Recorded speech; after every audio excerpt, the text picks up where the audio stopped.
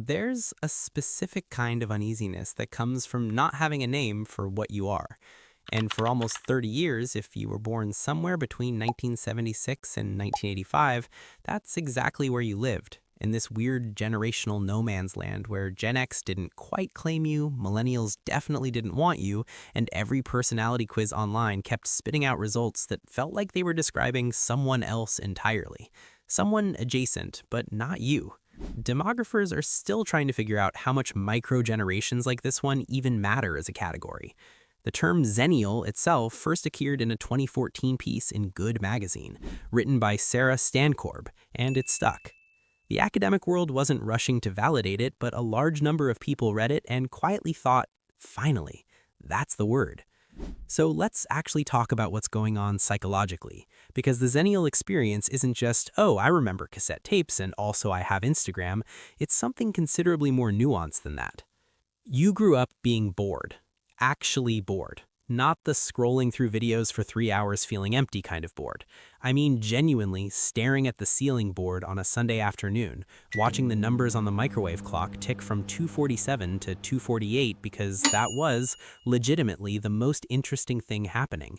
And no way to make that feeling stop except to go outside or read something or just sit with it. And your brain learns to tolerate that, to come up with its own entertainment. You appreciated that discomfort isn't always a signal that something needs to be fixed immediately. Then, somewhere in your early to mid-20s, you watched that entire paradigm evaporate. The weight of that specific transition isn't the technology arrived while you were young or that you grew up fully native to it. It's that you experienced both during a very specific stage of development. And that's the detail people usually skip past.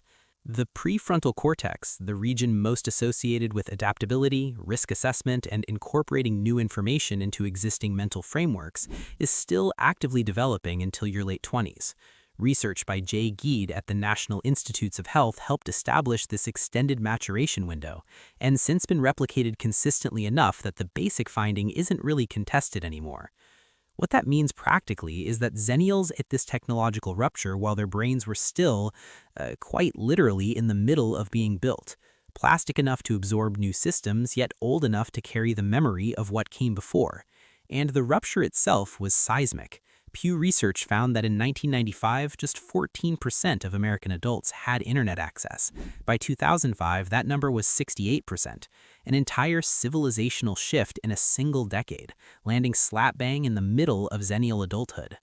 So, Xennials are probably the last generation who had an adolescence that left no trace. And I want to be clear that this is a cultural observation, but think about what it actually means. Every cringeworthy thing you said at 17 and every bad decision at 22, those relationships that ended badly, regrettable phases you went through and since outgrown, gone without a trace, not something a future employer or stranger can pull up on their phone. Human memory, by design, is reconstructive. We don't play back experiences like video files. We reassemble them, each time slightly differently, influenced by who we are now. Elizabeth Loftus's decades of research on this is some of the most replicated. Memory is more interpretation than it is storage, and that changes over time, sometimes dramatically. Xennials got to let their pasts change shape the way human memory was always meant to work. The embarrassment faded. The story became something you controlled. What it means for younger generations to grow up with a permanent, searchable record of their own development, nobody fully knows yet, but it's a different psychological landscape to be in. There's another layer here that I think gets underestimated. A significant chunk of Xennials entered the job market between roughly 1997 and 2008, which means many of them walked directly into the dot-com collapse, the 2008 financial crisis, or in some cases both, during the exact window when early career momentum is supposed to be building. Economist Lisa Kahn's research on recession graduates found that entering the workforce during a downturn can suppress earnings trajectories for a decade or more. You'd wish it was a temporary setback, but it changes your sense of what stable ground even feels like. And it doesn't just affect your bank account. It becomes a kind of internal weather system, a low hum of contingency planning that never fully turns off, even after things stabilize, even after the job is secure and the rent is covered. Some part of you keeps one eye on the exit, just in case. So you've got a group that's adaptable, carrying an analog childhood into a digital present, with a quiet anxiety about stability running underneath all of it. Well, luckily, most Xennials seem to be holding it. The thing I keep returning to when I think about this group is a concept from psychology called bicultural identity. It was originally built around people who live between two different cultures: immigrants, kids who grew up across multiple countries, people whose home life and outside world operated by completely different rules. A large-scale review of 83 studies by Nguyen and Bennett Martinez found that having to move between two genuinely different worlds doesn't create confusion. It tends to make them more mentally flexible than people who only ever had to operate inside one.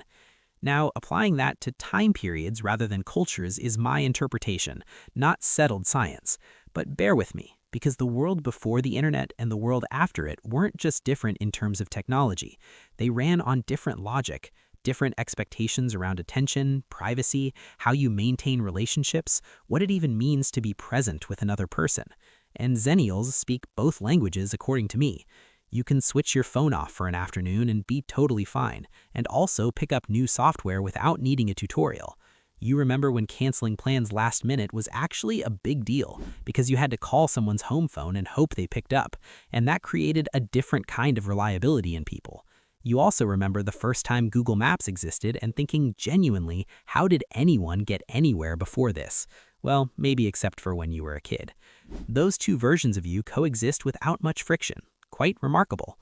Every generation is shaped by the specific pressures it formed inside of, and most of them get talked about.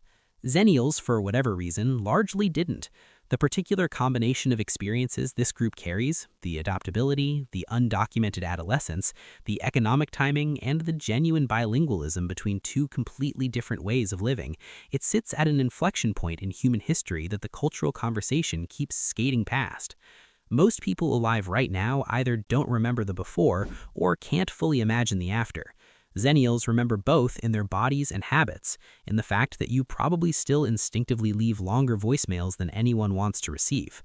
If you've watched this entire video while quietly recognizing yourself in most of it, that's hopefully not a coincidence. The specificity of the Xennial experience is real, and it's still largely unexamined in mainstream conversations about who we are and why. You spent a long time not having a name for it, so hopefully this brought you some self-recognition. If you're interested in exploring these ideas further, I've put together a collection of books that dive deeper into psychology, human behavior, and independent thinking. You can find the full list through the link in the description and pinned comment on my bookshop page. And if you enjoy content like this, consider subscribing to the channel and turning on the notification bell so you don't miss future videos. Also, hit the join button if you want to help keep these psychology deep dives going. I appreciate all the support and can't thank you guys enough.